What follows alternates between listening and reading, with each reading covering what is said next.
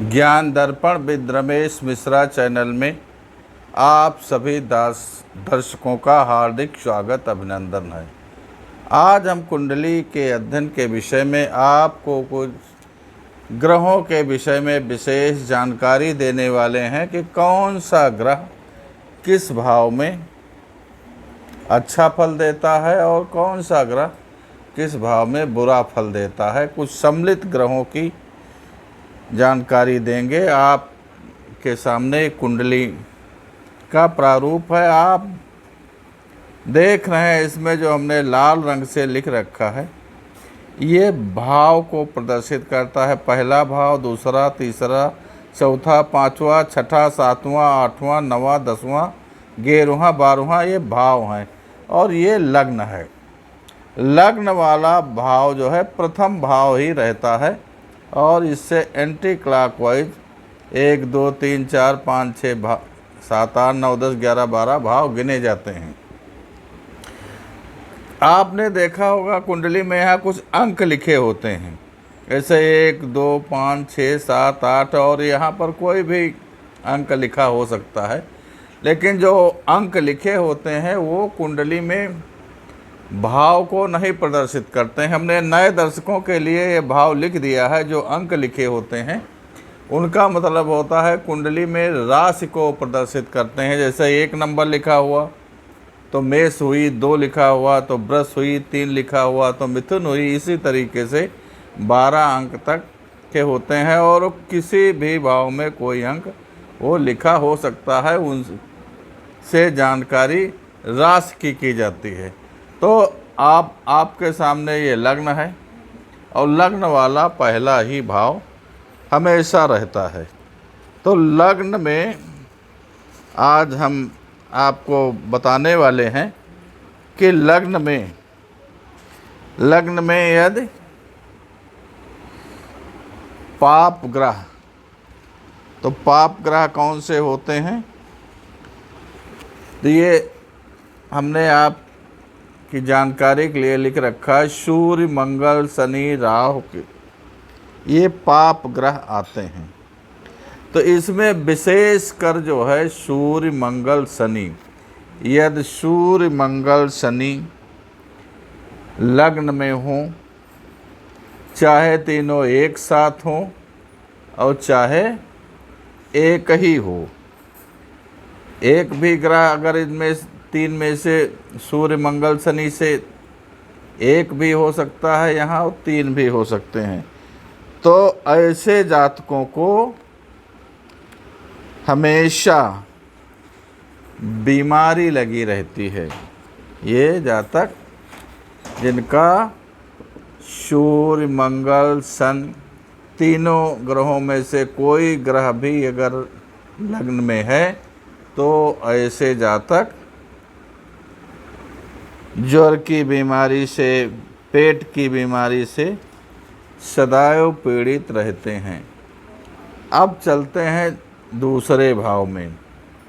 तो अगर इसमें सूर्य, पहले में सूर्य, मंगल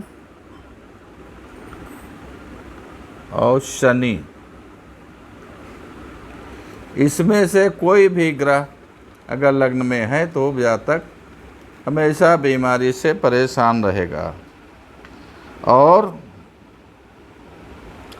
दूसरा नंबर यह है कि चंद्रमा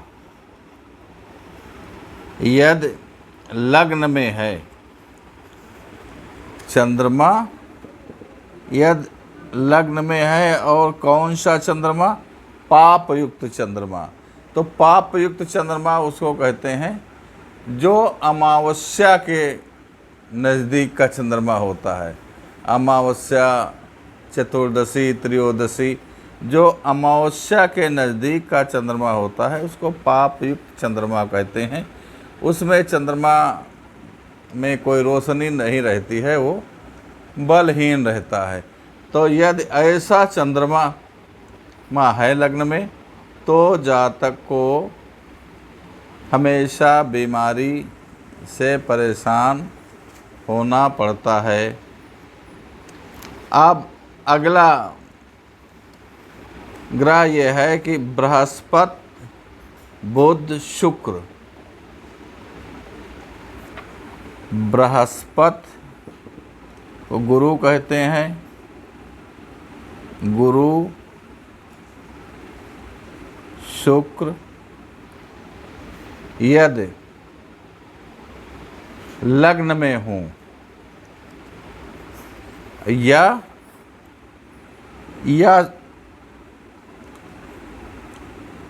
बुध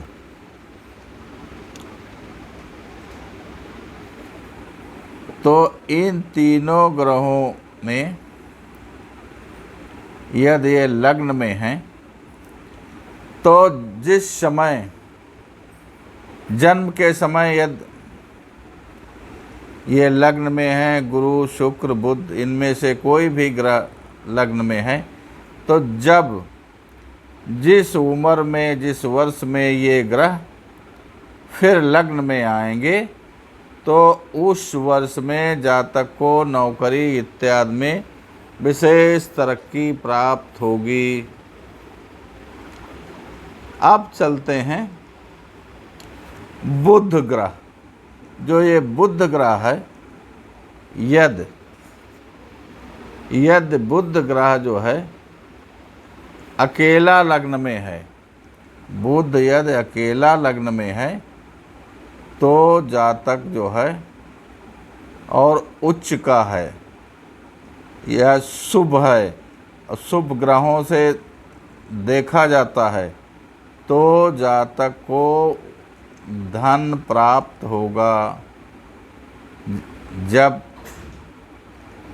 समय चक्र में बुध फिर यहाँ पर आएगा लग्न में इसी भाव में, तो जातक को विशेष धन की प्राप्ति होगी और सुखद समाचार ऐसे जातक को मिलेंगे।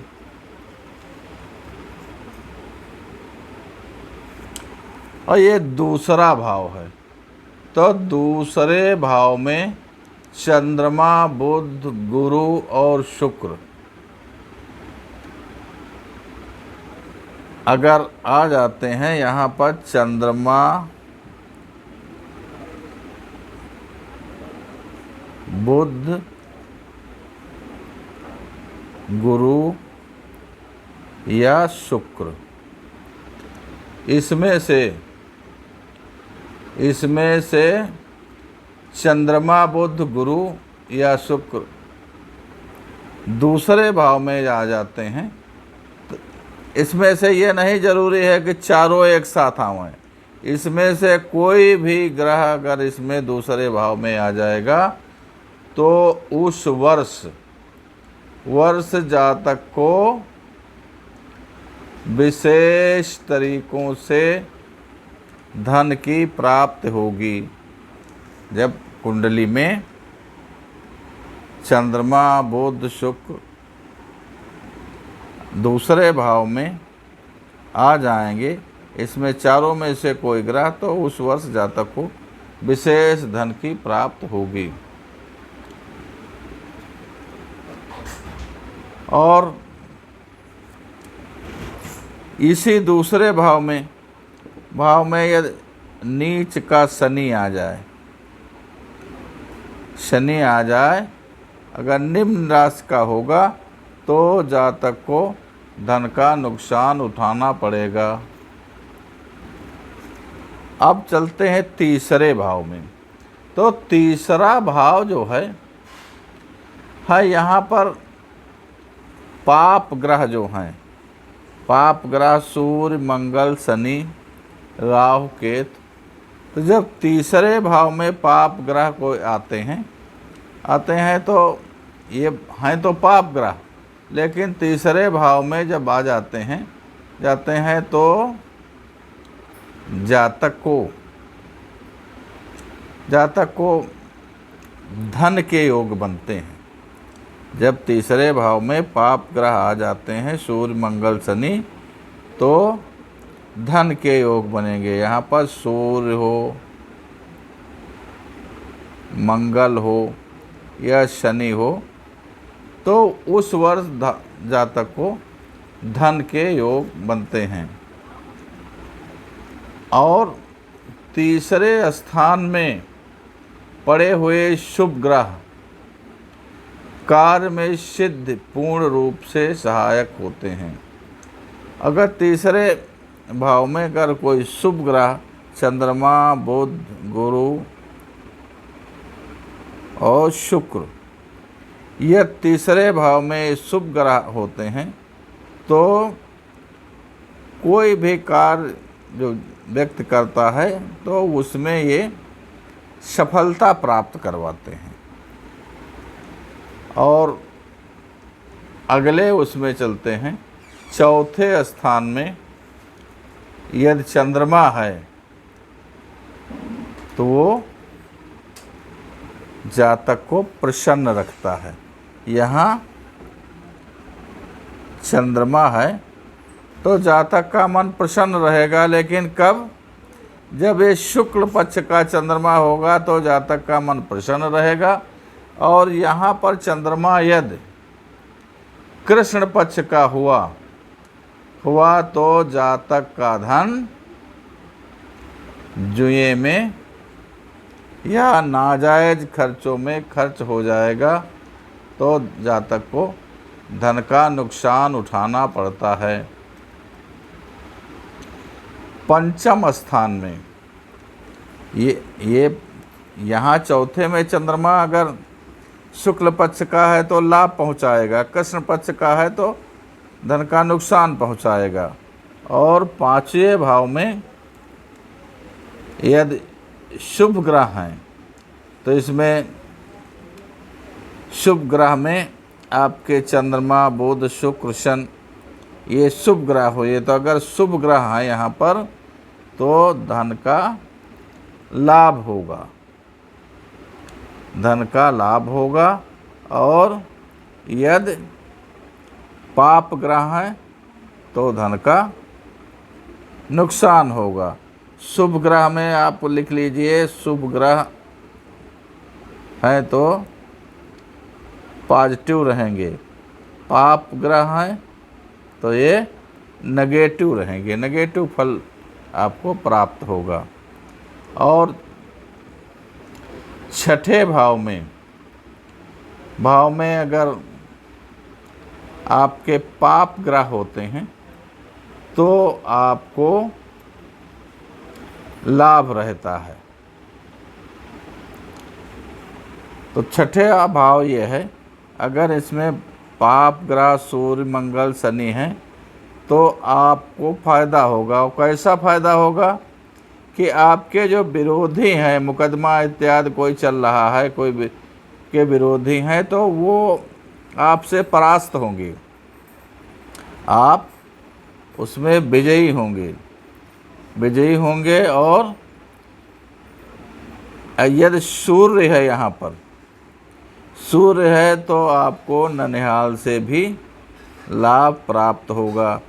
यहाँ पर पाप ग्रह जो है धन का निशान बनाते हैं, ये पॉजिटिव आपको फल देंगे, ये शुभ रहेंगे और अच्छे धन की प्राप्त होगी। अगर सप्तम भाव में चंद्रमा है तो कैसा चंद्रमा? यहाँ पर जो चंद्रमा है ये सप्तम भाव पति पत्नी का है। तो सप्तम भाव का चंद्रमा जो है यदि कृष्ण पक्ष का है, पाप युक्त चंद्रमा है तो वे बीमारी पैदा करेगा। और अगर शुक्ल पक्ष का चंद्रमा है तो आपको खुशियाँ प्रदान करेगा। और क्षीण चंद्रमा जो है ये बीमारी भी पैदा करता है और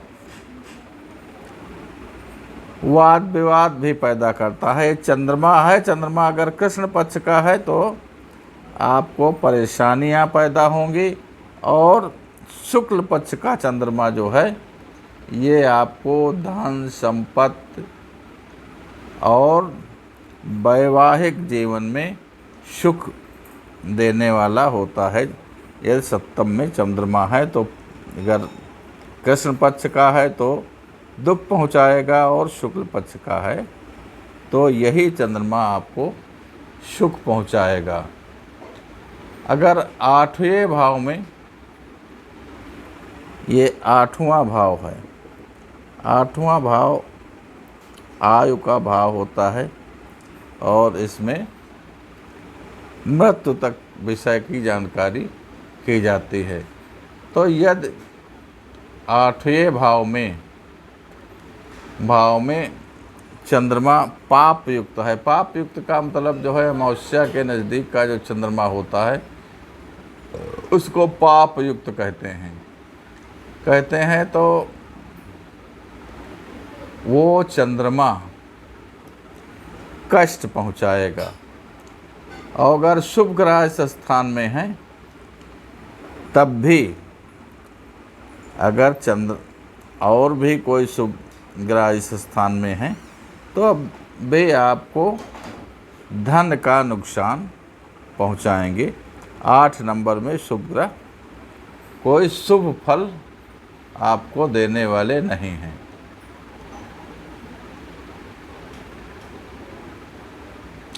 और ये नवा भाव है। नवा भाव जो है ये भाग्य का भाव है।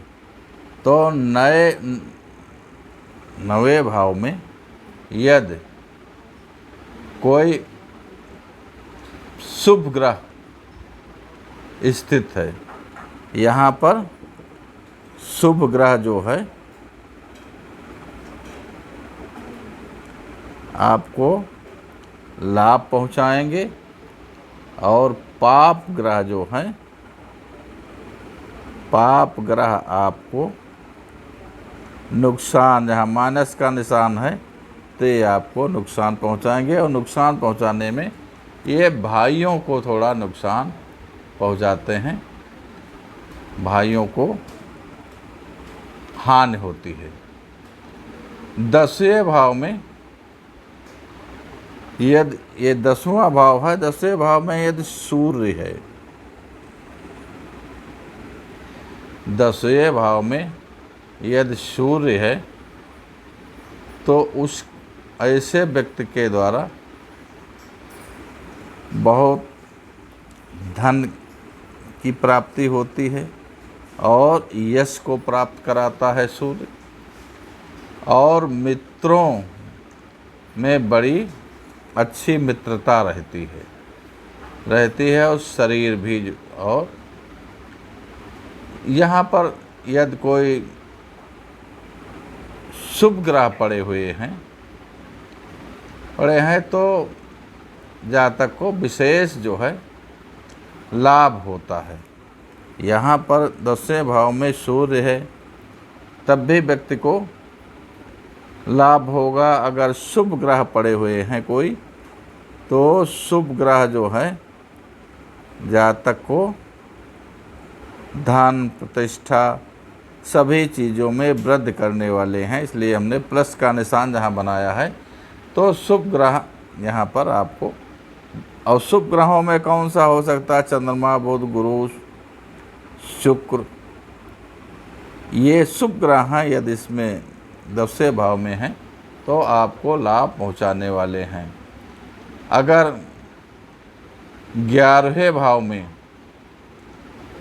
सभी ग्रह जो है यहाँ लाभ पहुँचाते हैं, आपके जो भी सोचे हुए कार्य होंगे तो वो पूर्ण होंगे। 11वें भाव में सभी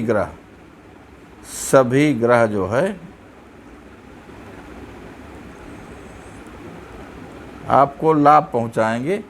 ये लाभ का भाव है तो इसमें जो भी ग्रह आता है वो व्यक्ति को लाभ ही पहुंचाता है, इसमें ग्रह नुकसान नहीं पहुंचाते हैं। अब चलते हैं 12वें भाव में। 12वें भाव में यदि पाप ग्रह है, पाप ग्रह में सूर्य, मंगल, शनि, राहु, केतु तो यदि ये 12वें भाव में पाप ग्रह है तो व्यक्ति को खर्चा बढ़ जाएगा, और उसमें यदि 12वें खर्चा तो सभी पाप ग्रह बढ़ाते हैं, लेकिन यदि यहाँ पर मंगल हुआ, मंगल 12वें भाव में हुआ, तो आपने यदि कोई अपराध नहीं किया है तो फिर भी आप झूठे मुकदमे में फंस सकते हैं और आपके धन की हानि हो सकती है। और 12वें भाव में शनि जो है, मंगल तो आपको झूठे मुकदमे में फंसा देगा, ज़्यादा नुकसान होगा, और शनि जो है आपको जो है ज़्यादा यहाँ पर नुकसान नहीं पहुँचाता है 12वें भाव में। ये शनि अच्छे फल प्रदान करता है, अतः मंगल से तो आप नेगेटिव पाएंगे और शनि से जो है आप पॉजिटिव फल 12वें घर में भी पा सकते हैं। और अगर यहाँ पर शुक्र है, शुक्र तो शुभ ग्रह हुआ, तो यदि शुक्र है यहाँ पर तो आपको विदेश यात्राएं भी प्राप्त होंगी। आप विदेशों में नौकरी चाकरी, घूमना टहलना, व्यवसाय, ये सब अगर 12वें भाव में शुक्र है तो आपको इसके लिए व्यवस्था कराता है। तो आपके सामने हमने कुंडली में कुछ ग्रहों की स्थित भावों के अनुसार बताई, और उन भावों में कौन सा ग्रह कैसा फल देता है इसके बारे में आपको संक्षिप्त जानकारी दी। आपको हमारा वीडियो कैसा लगा इसके बारे में आप, यदि आपको प्रिय लगा तो आप इसको, नए हैं सब्सक्राइब कीजिए, लाइक कीजिए और बेल वाला बटन दबाना आप न भूलें। आपको जो भी जानकारी दी जाती है ये 12 मिहिर के सिद्धांत पर आधारित है। ये पूर्ण तरीके से वैदिक जानकारी है। अगर आपको किसी तरीके के कुंडली निर्माण विश्लेषण के विषय में कोई जानकारी लेना चाहते हैं तो इस नंबर पर संपर्क भी कर सकते हैं। धन्यवाद।